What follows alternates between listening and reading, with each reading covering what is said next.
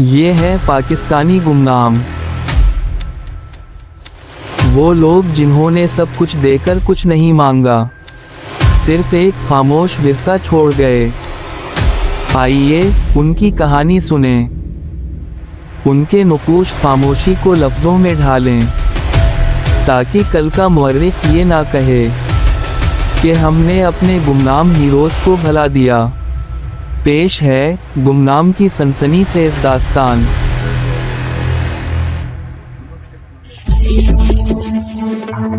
तुम लोग अभी किधर हो? जब तक तुम लोग वहाँ हो हम लोग हमला नहीं कर सकते। एक मर्तबा मिसाइल फायर हो गए तो सब कुछ दरहम बरहम हो जाना है। दैफी परेशान कून लहजे में बोला, हमारी फिक्र करने की ज़रूरत नहीं है, जितनी देर में आपके मिसाइल उड़ने हैं हम लोगों ने वहाँ से निकल जाना है। सुल्तान अपनी बात पर जोर देते हुए बोला तो दैफी ने मजीद कुछ कहना चाहा, अगर मगर कुछ नहीं दैफी साहब, हमने सिस्टम को कुछ देर के लिए हैक किया है। जैसे ही इन्हें पता चला वो सेकेंड प्रोटोकॉल पर चले जाएंगे। जैसा कह रहा हूँ आप बस वैसा ही कीजिए। सुल्तान ने आखिरी मर्तबा दैफी को समझाया और कॉल काट दी। इसको मैं प्लेट में सजा कर दे रहा हूँ और ये है कि शापर आगे कर रहा है। सुल्तान अजीब से लहजे में बोला तो गाड़ी में मौजूद चारों की हंसी निकल गई। तेजी से सफर करते हुए वो लोग उस इलाके में पहुंचे जहां से वो इस सरजमीन में दाखिल हुए थे कि इन्हें आसमान पर बहुत से रॉकेट बुलंद होते हुए नजर आए। पूरे इसराइल में अचानक ही सायरन बजने लगे और उनकी कान फाड़ देने वाली आवाज़ हर जानिब से उनकी समाअत को मुतासिर करने लगी।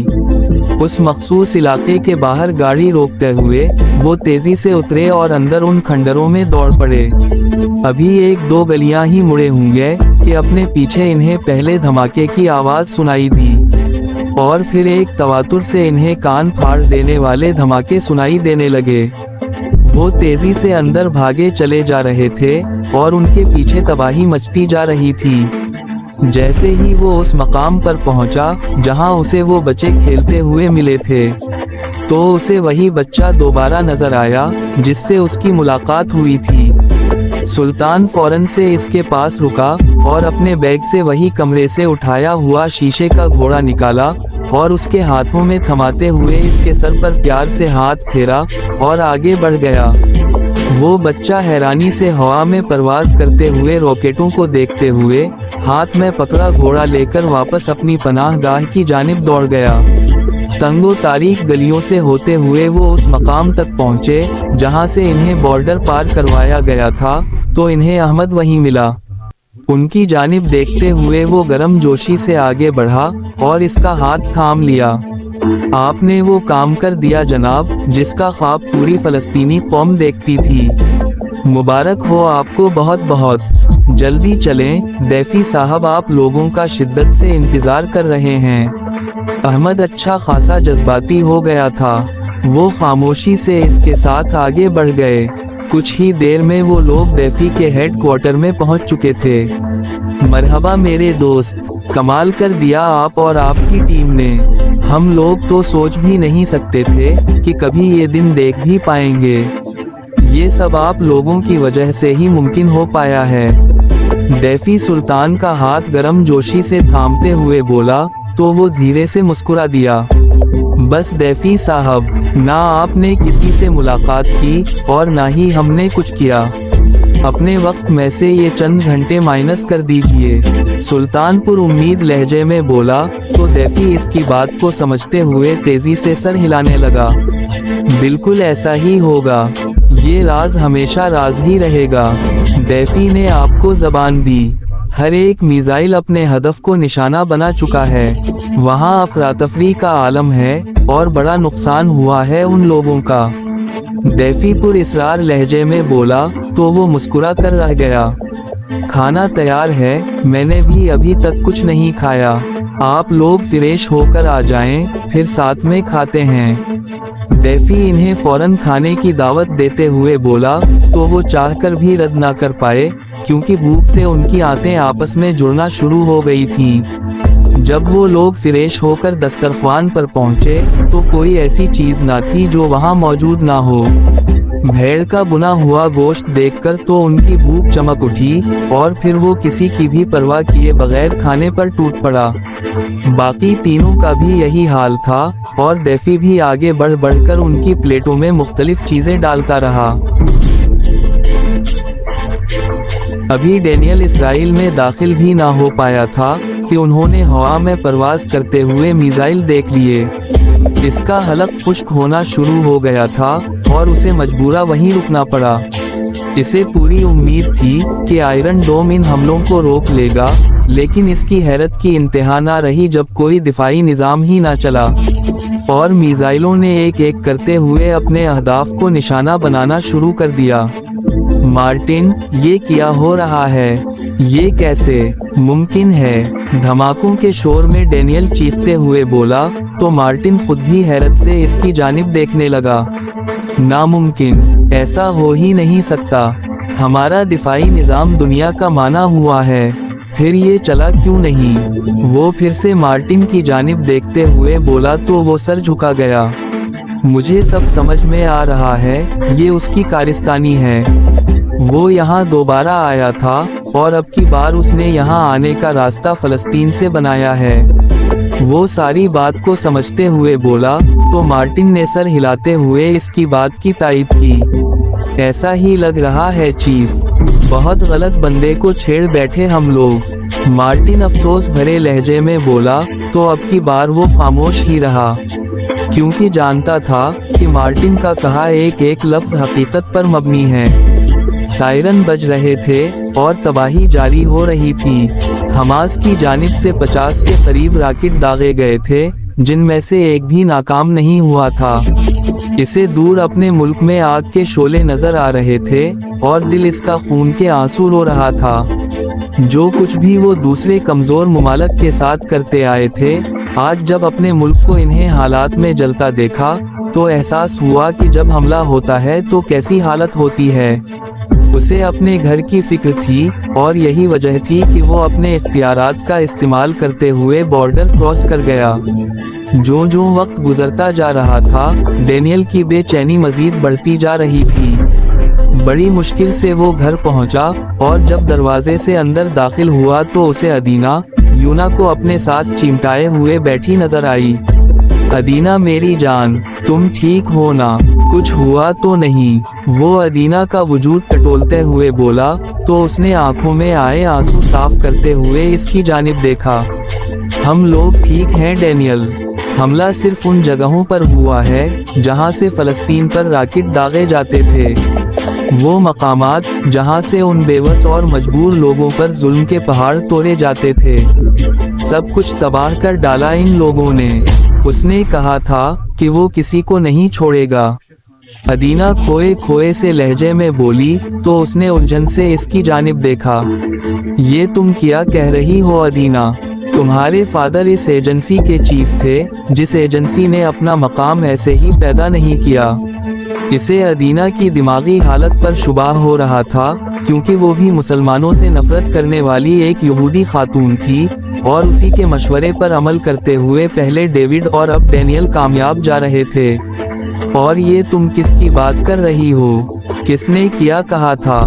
डैनियल परेशानी से उसकी जानिब देखते हुए पूछ बैठा। इसे अदीना काफी दिनों से परेशान नजर आ रही थी और अब वक्त था कि वो इससे खुलकर सब दरियाफ्त करता। वही एल्फा, वो यहाँ आया था डैनियल, इस घर में, यहीं बैठा था जहाँ अभी तुम बैठे हुए हो। तुम अगर उसकी आंखें देख लेते तो तुम्हारी सारी कुव्वत मुदाफियत जवाब दे जाती। हाँ, ऐसा ही कुछ था उसकी आंखों में। अदीना एक खौफ की सी कैफियत में बोली तो डैनियल ने चौंकते हुए इसकी जानिब देखा। इसे लगा जैसे अदीना इससे मजाक कर रही है, लेकिन ये मजाक का वक्त बिल्कुल भी नहीं था। बात तो दुश्मन ने की, लेकिन बात बिल्कुल सच की। वो रुकने वालों में से नहीं है डैनियल। उसकी सरशत में रुकना लिखा ही नहीं गया। अदीना फिर से बोली तो डेनियल उठते हुए उसके करीब चला आया और उसके सामने घुटनों के बल बैठते हुए इसकी आंखों में झांका। कोई नहीं है यहाँ, और मुझे खुलकर बताओ क्या कहना चाहती हो। डेनियल ने नरमी से उसे तसल्ली देनी चाहिए। मैं सच कह रही हूँ डेनियल, वो यहाँ आया था और मैं इससे बिल्कुल भी खौफजदा नहीं हूँ, क्योंकि जब वो यहाँ से गया तो मेरा सारा खौफ भी साथ ही ले गया था।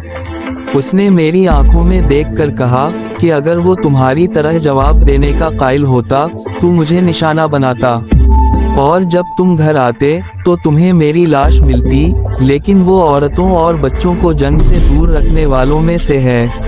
अदीना खोए हुए लहजे में बोली तो डेनियल मामले की संगीनी को समझते हुए थूक निगल कर रह गया। उससे लड़ना तुम्हारी तो क्या किसी के बस की बात भी नहीं है डेनियल। बेहतर है कि तुम दोबारा उसके सामने ना आना, क्योंकि उसने मुझसे वादा किया है कि वो तुम्हें कुछ नहीं कहेगा जब तक कि तुम उसे मजबूर ना कर दो। वो चाहता है कि तुम इस ओहदे पर काम करते रहो। अब क्यों ऐसा चाहता है, इसका जवाब मेरे पास नहीं है, और ना मुझ में इतनी हिम्मत थी कि उससे पूछ पाती। अदीना उसकी आंखों में देखते हुए बोली तो उसके अंदर उलझन अपने उरूज पर पहुंच गई। उसने पापा को नहीं मारा डेनियल। उसकी आंखें ऐसी थीं कि अगर वो झूठ बोलता तो उसकी नफी कर देती। उसने वाकई पापा को नहीं मारा। अब किसने मारा है ये वक्त भी बताएगा। अदीना अपनी आंखों में आए आंसू पोंछते हुए बोली तो डेनियल की हालत पतली हो गई। अदीना उसकी बीवी थी, लेकिन साथ ही वो एजेंसी के उस चीफ की बेटी भी थी, जिसकी सूरत अभी तक एक मुअम्मा बनी हुई थी। अगर कहीं से भी डेनियल का नाम आ जाता तो उसका ओहदा जाना तो आम सी बात थी, लेकिन फिर इसके साथ जो कुछ होता ये ख्याल ही इसके लिए सुहान रूह था। उसने ये भी कहा था कि अपनी फैमिली से बढ़कर कुछ भी नहीं होता। अगर तुम अपनी फैमिली के बारे में इतने जज्बाती हो तो फिर उसका नाम तो एल्फा है। अदीना ने एल्फा के कहे अल्फाज इसके सामने दोहराए तो डेनियल की पेशानी पर पसीने की बूंदें नमूदार होनी शुरू हो गईं। और वो ये भी जानता था कि तुम डेविड के दामाद हो। अदीना ने इस राज पर से पर्दा उठाया जो उसके और चंद एक लोगों के सिवा किसी के सामने आशिकार नहीं हुआ था। अब की बार डेनियल के चेहरे पर हैरत के साए मंडलाने लगे। वो सब जानता है डेनियल, उसकी हर एक चीज पर गहरी नजर है। प्लीज तुम अपना ख्याल रखना। पापा के बाद में तुम्हें खोने का तस्वुर भी नहीं कर सकती। जो हाथ नहीं आ रहा उसे छोड़ दो और अपने दूसरे कामों पर ध्यान दो। नहीं है मुझ में मजीद कुछ भी खोने की हिम्मत। अदीना इसका चेहरा अपने हाथों में लेते हुए रो पड़ी तो उसने आगे होते हुए उसे अपने सीने में छुपा लिया। ओह अदीना, प्लीज रोना नहीं तुम। मैं वादा करता हूँ जैसा तुम कहोगी वैसा ही होगा। मैं तुम्हें जबान देता हूँ अदीना, तुम प्लीज चुप कर जाओ। वो बौखलाते हुए अदीना को चुप करवाने के जतन करने लगा। मैं बहुत बेबस थी उसके सामने, चाहकर भी कुछ कह ना पाई, क्योंकि उसकी एक एक बात ठीक थी। जाते हुए उसने मुझे इस हमले के बारे में भी इशारा दे दिया था और कहा था कि वो सूद समेत कर्ज उतारने का आदी है। अदीना रोते हुए बोली तो डेनियल इसके सर में हाथ फेरने लगा। तुम प्लीज चुप करो, ना करो ऐसे अदीना, मुझे तकलीफ हो रही है। डेनियल लाचारी से बोला तो अदीना ने इसके सीने में छुपा मुंह बाहर निकाला और इसकी आंखों में देखा। ऐसी ही तकलीफ उसे भी हो रही थी। जब वो मुझसे बात कर रहा था तो वो बर्दाश्त की आखिरी हुदूद पर था। उसकी जगह कोई और होता तो मुझे और यूना को। इससे आगे वो कुछ कहना पाई और फिर से रो पड़ी। जो कहोगी और जैसे कहोगी वैसा ही होगा अदीना, लेकिन तुम प्लीज अब रोना नहीं। वो आखिरी मर्तबा उसे समझाते हुए बोला तो अदीना इससे पीछे होते हुए अपने आंसू साफ करने लगी। मुझे तुम्हारी और अपनी फैमिली की बहुत फिक्र है डेनियल। बेहतर है कि तुम अब उसके रास्ते में नहीं आओगे, वरना वो नहीं बख्शेगा। अदीना डेनियल की आंखों में देखते हुए बोली तो वो अपनी नजरें झुका गया। वो ऐसे ही लोगों में से था जो फैमिली के आगे मजबूर हो जाते हैं। ठीक है अदीना, जैसे तुम्हारी खुशी। डेनियल एक सर्द आह भरते हुए बोला। तो अदीना को इसकी आंखों में सच्चाई नजर आई। वो भी अदीना से झूठ नहीं बोलता था और यही वजह थी कि वो आराम से खामोश हो गई। डेनियल अपनी जगह से उठा और वॉशरूम की जानिब बढ़ गया। ये पहली मर्तबा था जो उसने अदीना से झूठ बोला था, क्योंकि इसका दिल इंतकाम की आग में जल रहा था। तुम्हारी लाश ही मेरा मिशन है एल्फा। तुम देखना मैं तुम्हारे साथ कैसा भयानक खेल खेलता हूँ कि दुनिया देखती रह जाएगी। वॉशरूम में दाखिल होते होते वो बोला, और यही वो लम्हा था जब इसके मोबाइल फोन पर रिंग हुई। इसने मोबाइल निकाल कर देखा तो उसे एक व्हाट्सएप मैसेज आया था जो किसी अनजान नंबर की जानिब से था। डेनियल ने उसे खोला तो सामने एक वॉइस नोट मौजूद था। इसने उलझन भरे अंदाज में उसे ओपन किया तो उसके पूरे जिस्म पर कपकपी तारी होती चली गई। रात भर की थकान उतारने के बाद अब वो लोग वापस जाने के लिए तैयार थे। नाश्ता भी इन्हें भरपूर अंदाज में करा लिया गया और अब वो दैफी के सामने खड़े उससे रुखसत मांग रहे थे, लेकिन वो इन्हें कुछ दिन मजीद रुकने पर बजिद था। ऐसे कैसे एल्फा, अभी कुछ दिन यहाँ रहो और तमाशा देखो। दैफी ने इन्हें रोकना चाहा। पूरे फलस्तीन में हमास के कामयाब हमले के बाद से खुशी की एक लहर दौड़ी हुई थी। फिर कभी के लिए उठा रखते हैं, अभी तो नहीं रुक सकते क्योंकि वहाँ हमारी तरफ बड़े काम रहते हैं। सुल्तान ने तरीके से रुखसत की राह हमवार की और फिर मिस्र के बॉर्डर की जानिब चल दिए। अहमद उन लोगों के साथ ही था और इन्हें मिस्र का बॉर्डर पार करवाना इसकी जिम्मेदारी थी। फिर कब मुलाकात का शर्फ हासिल होगा जनाब, अहमद इश्तियाक भरे लहजे में बोला तो वो मुस्कुरा दिया। जब अल्लाह को मंजूर हुआ मुलाकात भी हो जाएगी। तुम लोग पीछे ना हटना और उन लोगों पर दबाव बरकरार रखना। सुल्तान ने बॉर्डर पर उतरते हुए अहमद को तलकीन की तो वो जज्बाती अंदाज में सर झुकाते हुए इसके गले लग गया। आपसे मिलकर बहुत अच्छा लगा भाईजान। मेरी दुआ है अल्लाह आपको हर मैदान में कामयाबी अता फरमाए। अहमद सद्दिक दिल से बोला तो वो तीनों आमीन बोलकर रह गए। बॉर्डर क्रॉस करते हुए वो लोग मिस्र में दाखिल हो गए और खलीली के ठिकाने की जानिब चल पड़े। अब क्या प्लान है दोस्त, घर वापस जाना है या कोई और मारा मारी वाला कीड़ा दिमाग में पल रहा है? तैमूर मुस्कुराकर सुल्तान की जानिब देखते हुए बोला तो वो भी हंस दिया। नहीं दोस्त, अब सिर्फ घर जाना है, बस एक आखिरी काम। सुल्तान मुस्कुराते हुए बोला तो तैमूर अपना सर पकड़कर रह गया। अरे यार, परेशानी की बात नहीं है, बस एक आखिरी तोहफा डेनियल उस्ताद को देना बाकी है ताकि वो आइंदा अपनी औकात में रहे। वो चलते हुए बोला और फिर अपना मोबाइल निकालते हुए उसमें से फाइल सेलेक्ट करने लगा। ये आखिरी चीज होगी जो डेनियल हमेशा याद रखेगा। फाइल सेंड करते हुए उसने मोबाइल अपनी जेब में डाला और आंखें बंद करते हुए सीट की पुष्ट से टेक लगाई। ये कहानी आपको कैसे लगी? अच्छी लगी तो वीडियो को लाइक और चैनल को सब्सक्राइब करें और बेल आइकन भी दबा दें ताकि नई वीडियोस आप तक फौरन पहुंचें। मिलते हैं अगली वीडियो में, तब तक के लिए हमें दें इजाज़त। अल्लाह हाफिज।